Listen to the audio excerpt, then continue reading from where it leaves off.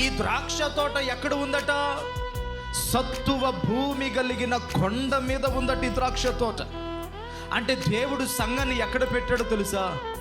పనికిరాని మనలను, పాపములో చెడిపోయి చెదిరిపోయి ఉన్న మనలను, శాపములో ఉన్న మనలను, జగటగల దొంగ ఊబిలో ఉన్న మనలను ప్రభు అందులో నుంచి బయటకు తీసి బయటకు లేవనెత్తి ఆయన ఒక ఎత్తైన అనుభవములో మనలను ఉంచాడు. ఆ ఎత్తైన అనుభవమే సత్తువ భూమి గల కొండ.